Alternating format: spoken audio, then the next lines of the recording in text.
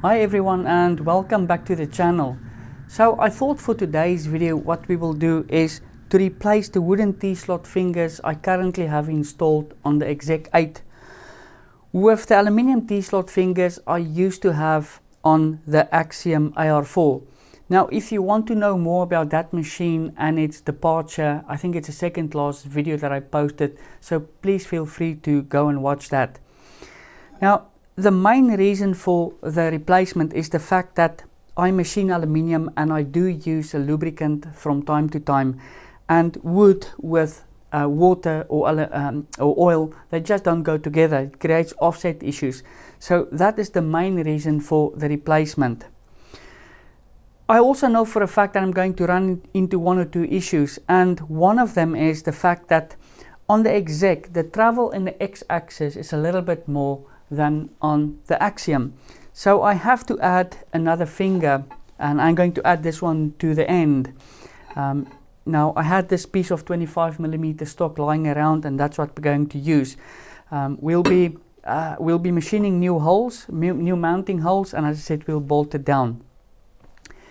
Now the other issue, and maybe a little bit more significant, but it's more from a visual pleasing perspective and not from a functionality perspective, is the fact that I can't mount these fingers with the same gap or interval between them, because unfortunately the manufacturer of the T-slot that's on the Exec and the Axiom, they are different, and these slots are not at the same interval between the two machines. So these holes, the distances between these holes and the fingers were made with the Axiom in mind, or well, I was using the Axiom. So unfortunately I either have to make new holes in some of these fingers, which I don't want to do because it's going to look like a dartboard. So I opted for the second choice, and that is that these fingers are not going to be uniform from each other or spaced between each other like I have on the wooden fingers. Two of them might be closer to each other than the other one. They might be spaced a little bit differently. If it was a functional problem or a functional implication, I would have addressed it. I would have made maybe holes in different spots, but this is only a visual thing, and I am more than happy just to run with it as it is. So that issue is taken care of. In the second part of the video, what we're going to do is to mount the QTC tool change holder to the back of the machine on the left hand side. Now I know you'll look at this and say, well, there's a gap issue, but I never ever jog a machine with a tool still inside, so that's going to be no issue at all. Then the second thing we're going to be bolting down is the static probe, tool offset probe, and this one is only used when I probe the different tools for a job, which sends the tool offsets into the UC CNC tool database. Now this one will be mounting on the right hand side.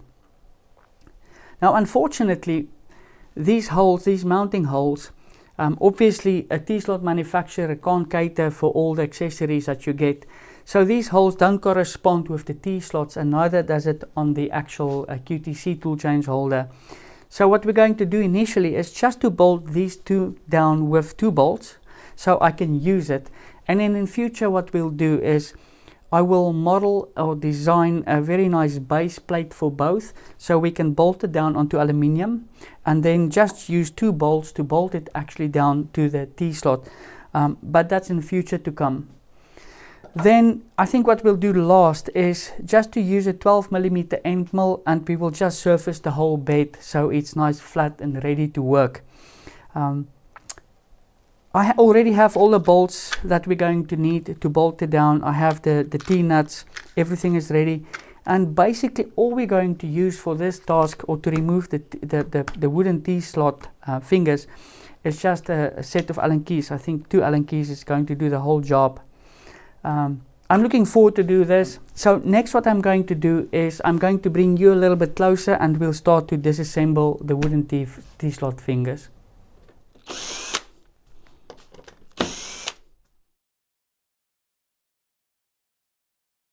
Stack them on top of each other.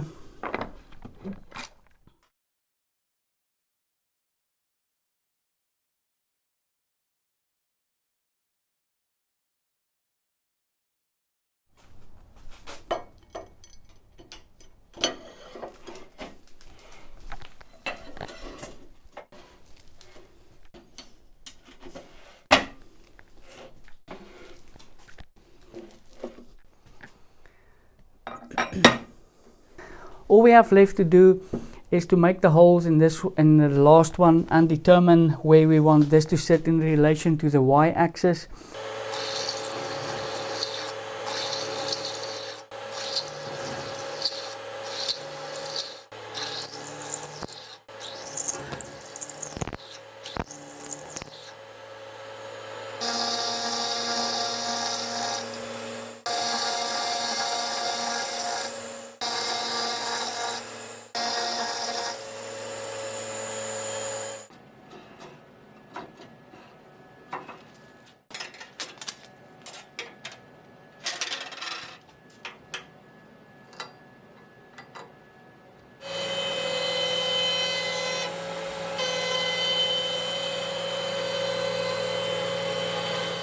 So I basically ran the toolpath once, and obviously I knew there was going to be some high and low spots, and these are all the low spots, as you might see. So I'm going to run the toolpath one more time.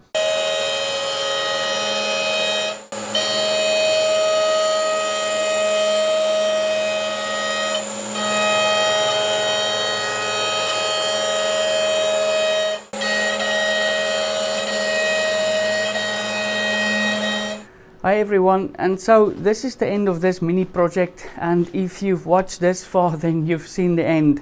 I am extremely glad with the way it worked out at the end, and I will see you in the next video. Thank you so much.